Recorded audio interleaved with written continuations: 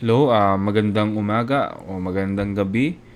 So, salamat sa pagpili ng Quilo Lab. So, ngayon, tuturuan ko kayo o i-walkthrough ko kayo dito sa software na ito, dito sa Quilo Lab. So, tama ka lang pinili ng software tool para sa gym mo. So, ang Quilo Lab lang naman is parang we transform yung traditional way kung paano natin pag-record ng mga members natin, sales expenses, and yung mga product sales natin. So, si Quilo Lab, ini-innovate natin itong bagay na to sa pamamagitan lang ng sobrang simpleng proseso. So, ang traditional way kasi most of gyms is dito sa Philippines is manual logging. So, we transform it by using QR code base. So, ganun lang kasimple, ganun lang kadali. So, tara, simulan natin. So, una-una, ito ang makikita mo pagkagawa mo ng account, pagka sign up mo. Dito ka dadalhin sa getting started page. So, susundan mo lang tong step na to. Kailangan mo lang tapusin to, i-complete para ma-set up mo ng tama yung account mo. So, ang una-una mong gagawin, pagkagawa mo ng account mo, punta lang tayo sa settings. Dito sa upper right corner. Tapos, click lang natin tong settings. Now, ito yung unang-una mong makikita is yung business information. Ang business information is ito yung lahat details about sa gym mo. So, dito mo ipuput yung business name mo or yung gym mo, yung description ng gym mo, yung contact info ng gym mo, and also yung address. And ito, mahalagang mahalaga to at tama to, detalyado, kasi ito yung magre-reflect sa email ni customer na marireceive niya once na pagka-create mo ng membership. So, ngayon punta naman tayo sa social. Sa social, dito naman yung mga social media link ng gym mo. So, ikakopy mo lang yan dito. Tapos, once na nakopy mo na, save mo lang. Ngayon pumunta naman tayo sa protection data. Ang protection data is ito lang naman yung if gusto mong i-protect or parang limited lang yung may access sa dashboard, sa metrics, or sa history. So, yung mga data mo, yung owner or yung admin lang yung may access. So, if gusto mo nun, i-on mo lang to. Tapos, pagka-on mo nito, may magsisend na OTP sa email mo. I-put mo lang, tapos mag-create ka ng or mag-input ka ng 6 na digit code. Tingin ko, ito, kung gusto mo ng may limited lang ng access yung data mo.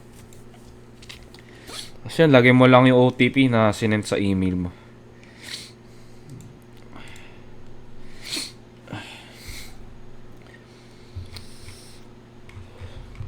Now, ano naman tong enable OTP every delete and edit? So, pag inon mo to, every time na may magdi-delete or may mag-i-edit ng members mo or yung mga data mo, is kailangan pa i-enter yung 6-digit passcode. So, mas secure and mas okay siya kasi ang makakapagawa lang nun is yung may alam ng passcode mo. So, ganun siya kaganda. So, sa business logo naman, dito mo ipuput yung business gym, yung logo ng gym mo. Ito yung magre-reflect sa email ni customer. So, sundan lang natin yung pixel 1080 by 1080 para maganda yung quality or yung resolution or magiging itsura niya. Kasi ito yung magre-reflect sa QR code nila and also dun sa email. So, parang ganito siya. Punta tayo sa welcome template. Yan.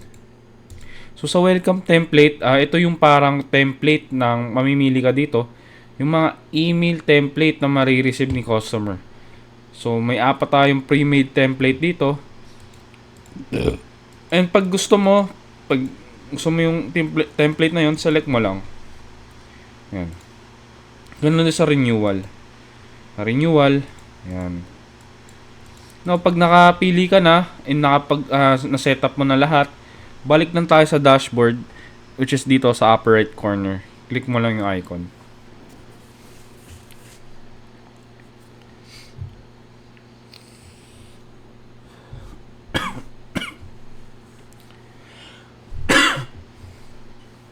Now, once na-setup mo na lahat ng settings or ano, now, itutur ko naman kayo ngayon sa dashboard. So, sa dashboard, ito yung parang ano,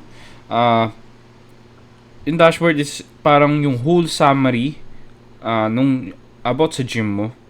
So, dito, unang-una nating makikita yung total revenue or yung kabuuang kita dun sa gym mo. So, dito, umita tayo within the year ng 29K. Ganun din, ilan yung total members ko? 44.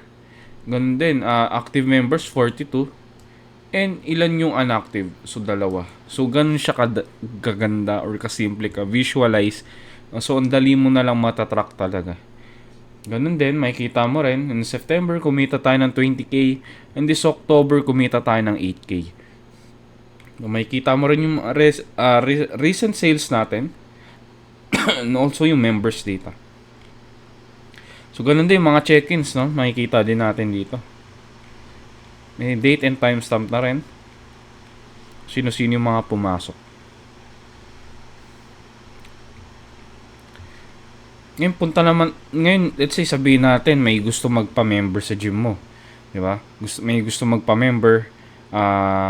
Ngayon, punta naman tayo sa create membership. Ngayon, dito natin gagawin lahat ng details about dun sa member natin. So, ayan. It's either... So, ito yung unang makita yung account, yung first name. So, sabihin natin, John D. John. Now, pumunta naman tayo sa contact. So, sa contact, dito, mahalaga to. Kasi sa contact, ito yung parang email na marireceive ni customer. Dito, marireceive niya yung QR code. So, kailangan tama yung email address. So, if wala namang email address si customer, pwede mong gamitin yung sarili mong email.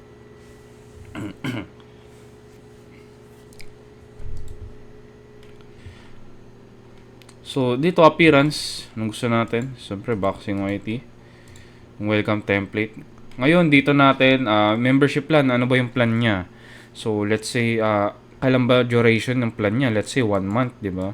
So, kung 1 month yun, and kung magkano yung 1 month na yun, let's say, 1,000 pesos. And then, yung membership date, today. So, pwede naman din custom to. Let's say, pwede mo ilagay yung custom date. Yan. Yung starting date ng membership plan niya and yung expiration. Diba? So, kung gusto mo ng let's say, ngayon, today mo lang. And then, automatic na yan, magsiset yung expiration nyo, which is 1 month. So, let's say sa classes naman, let's say, ano ba siya? Gym membership ba siya? Boxing ba siya? Zumba? Taekwondo? MMA? So, yan. Let's say, gym membership. Now, kung ano naman siya, kung per session naman yung gym niya or yung session, hindi siya per session or let's say member siya na nagbabayad per day, on lang din natin to per session. Tapos lagyan lang din natin ng 1. Now, if boxing naman din, pwede rin ganyan, boxing yan. Kung per session, ilang session yung boxing plan nyo, let's say 15, may 15 session yung boxing, no? Consumable siya within 1 month. With magkano yung plan na yun? 1K. Diba? So, 1K for boxing, 15 session. Consumable 1 month. So, ganyan yung setup ng plan mo. And kahit nasa sa'yo. Pwede. Ganun kaganda to. Kasi sobrang customizable niya. May Zumba, may gym membership. So, ngayon, try na gym membership lang. 1K, diba? 1K. For 1 month yun, gym membership. Gym 1 month, yes. Okay. So, sa profile picture, ganun din. Puput lang din natin yung itsura ni client or ni customer or ni member. Lagay lang natin. Hanap tayo ng picture.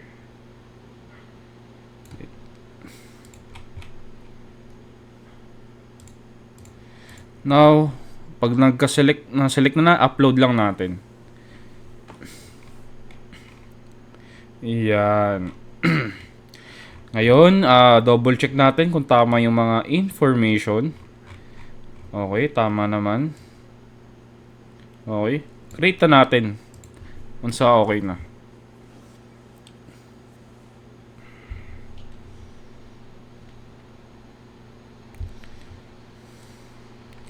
Now, once na okay na, punta lang tayo sa members para makita natin.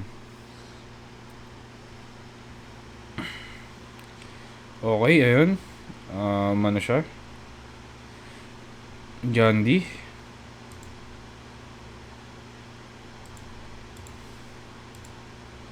Pwede rin natin tingnan, i-edit. Yan. So, may gusto mong baguhin, edit mo lang. Okay. So, yan, ganun lang kadali, ganun lang kasimple paggawa ng member. So, ganun din, meron din tayong create walk-in. Let's say, mga nag-walk-in ng sa gym mo, mga non-member, lagay mo lang dito. So, magkano yung walk-in nyo? 60 pesos, diba? So, may ano rin tayo. Yan. Let's say, pwede ka rin mamili ng custom date. Let's say, 17 or ano. Pero, optional lang to. Kung ayaw mo, leave mo lang siya blank. Yan, leave mo lang ng blank. If gusto mo, this day lang. No, meron din tayong products. So, pag nagbebenta ka ng ng saging, whey, protein, gloves, or pwede yan dito. So, para siya POS style talaga siya. Ganun siya kaganda. So, kung wala na talagang stock, ayan, may lalabas na So, kailangan mo lang siya lagyan ulit doon sa inventory. Tapos, hit mo lang place order. Yan. Ganun siya kadali. Ganun siya kaganda. Ganun siya kasimple. Diba? So, all-in-one na talaga to si Quailo Lab. Diba? May pang-member na. May pang-products pa.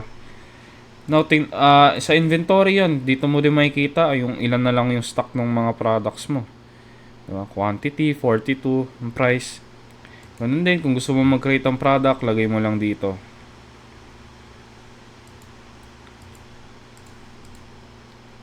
Yan. Makikita mo rin yung product sales. Diba? Ngayon, punta naman tayo sa metrics. Sa metrics, ito yung parang analytic dashboard. Diba? Makikita mo total visitors, yung nag-visit sa gym mo, yung mga nag-walk-in, yung members, yung sales, active, ilan yung nag-renew. Yan, makikita mo lahat, yung mga nag-check-in. Diba? Ganun siya ka-visualize and madali mo na lang talaga ma-handle ng tama yung gym mo. Kasi nga visualize na siya, mas madali na siya, mas maganda siya tingnan. Ngayon. Ngayon, punta naman tayo sa financial report, di ba? So, sa financial report, ito lahat ng kabuuang kita ng gym mo. Makikita mo dito yung sales, yung expenses, profit and loss mo, yung sales overview, expenses overview, yung daily logs. Yan. So, ang dali, di ba? Like, hindi mo na siya kailangan mano-manong isusulat, mano-manong ibabacklog, mano-manong i-check dun sa paper na sinusulatan mo. Like, it will cost you a lot of time. So, dito, like, isang pindot mo lang, andyan na, naka-record na. So, parang may sarili ka na talagang database, di ba? Naka-put na siya in one place. So, ganun mo na kadali, no? Nakita mo na agad yung profit and loss mo. Ngayon, if gusto mong mag-generate ng let's say within a specific month, time, date, yan, lagay mo lang dito. May date selector din tayo dito, yan. So, dito, gusto mong makita yung balance sheet mo, di ba? Mag-generate ng balance sheet. Ganun lang simple, click mo lang to. Ganyan. Makikita mo na agad yung balance sheet mo within just one click.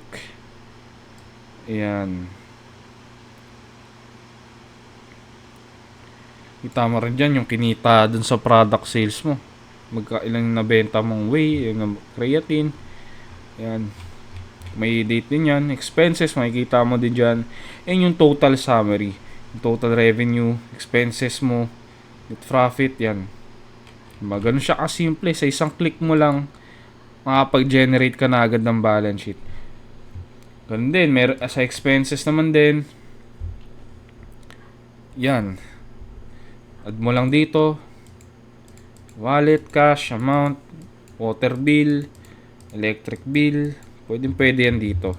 Tapos kailan yung expense na yon, 19, yung time, 12 a.m.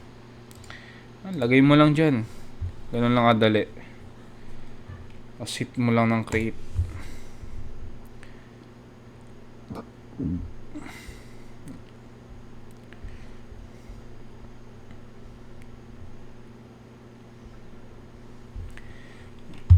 Meron din tayong history. So ito yung mga parang logs ng sales mo, check-in mo, walk-ins, members. Andito na lang in one place. Diba? Kumbaga may records ka na naka-place in place talaga. Ngayon, punta naman tayo sa QR scanner. So sa QR scanner, ito yung parang may built-in na QR scanner na tayo. So makikita nyo ko. May built-in na QR scanner na tayo. Sa gym, hindi mo na kailangan gumastos sa mga mamahaling hardware, software. Kasi nga may built-in na QR scanner na tayo, which is ayan. Camera lang ng cellphone mo, laptop, tablet, pwede na. Matatrack mo na ng madali yung mga members mo within one scan. So may kasama na to sa software natin, sa app natin. So ngayon, try natin tong scanner kung gumagana ba talaga. So ito yung QR code ni member. Scan natin, try natin. Yan, nakapag-check-in siya. 'Di ba? Makikita natin yung details. John D. Acceleration. Makikita mo din. So pag active siya, magi-green siya. 'Di ba? It means kasi yung expiration niya October 25 pa eh. 'Di ba? So makikita mo rin yung mukha niya. So makikita mo talaga kung yung taong yun is yun talaga yung member mo, 'di ba? So scan natin ulit ngayon. Try naman natin. Ito naman isa boxing naman to, boxing member naman to. So meron siyang session, 0 na lang, okay? Wala na siyang session, 0 na lang. Makikita nyo dyan. Yan, 0. Yan, 0. Means wala na. Ubus na. So, try natin siya i-scan kung madedetect ba ng scanner.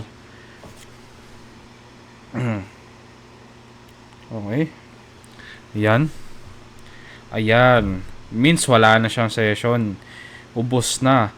Now, ang gagawin nyo naman or nung staff mo, click lang natin to. If gusto ni customer na mag-add ulit ng session or mag-avail ulit ng boxing session, it's either boxing, Muay Thai, Taekwondo, Zumba, yan, pwede yan. Start lang natin to. Yan. Now, lalagyan mo lang ulit. Okay. So, yan, lagyan mo lang 1 month, consumable ulit ng 1 month. Diba? Kung ayaw mo naman blank or 1 month, lagyan mo lang din ng boxing session. Ilan ulit yun? 15. Magkano? 1.5. Okay, renew lang natin. Submit mo lang. Ganun lang kasimple. Meron ding more settings. Kailan mo gustong i-register tong kitang to or yung sale na to. So, sabi natin sa 25. Yan. Click lang natin tong submit. Kasi yan, mag-automatic na yan magre-renew. Okay, magkakaroon na ulit ng session yan. So, try natin. 1 lang. Try lang. Testing lang natin. Yan, piso. Gusto ko today. So, optional. Leave ko lang to ng blank. Submit natin.